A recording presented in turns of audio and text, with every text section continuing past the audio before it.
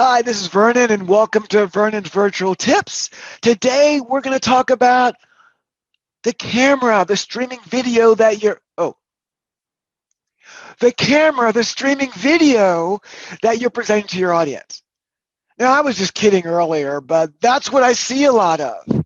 I see a lot of people looking over here because they're looking at the tiles of the people on their video because it makes them feel comfortable. The thing about virtual, and as you've seen in some of my other tips, is that it's not about you. It's about your audience. You have to connect with them. Now, you feel comfortable because you're looking at them over here, but they think you're not looking at them. You want to make sure you're here. Now, that's uncomfortable for you, but it's all about what it looks like for your audience. You want to make sure you're looking at them. So look in the area of the camera. It's okay to pause and look at your notes and come back up and talk. But what I'd like you not to do is to look down your notes and keep talking like this and look up. It's okay to pause. Also, make sure you're squared up in the camera so they can see you from here to here. Make sure there's a little room at the top and make sure they can see this area so when you gesture, they can see your hands, and that's really important. Make sure that you're not really far away from the camera. Make sure that you're about an arm's length from the camera. An arm's length. And my autofocus didn't like that when I keep moving around.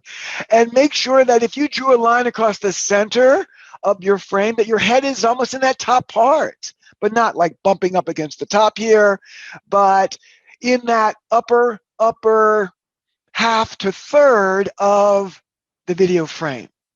Those are all important things. Now, are you going to look other places? Sure. If you have the chat box, you might look over here quickly, read some chats out loud to people, come back to them. Always make sure you're coming back.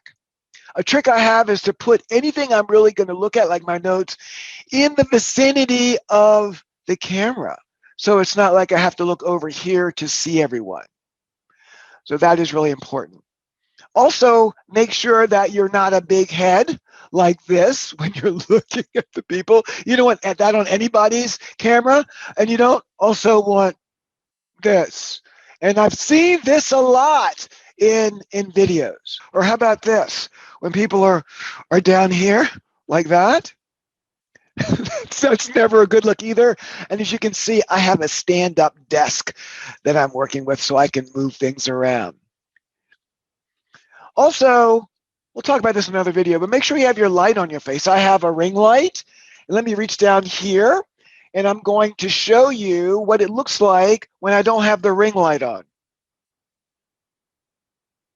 Now, my focus doesn't like that a lot, as you can see, but it's a little dark, and the focus is struggling to give me a good focus here. But once I turn that ring light on, the focus in the camera feels better about it, and it can light me good. You saw light me well, sorry. You saw that the other one was a little shady and dark and not as crisp.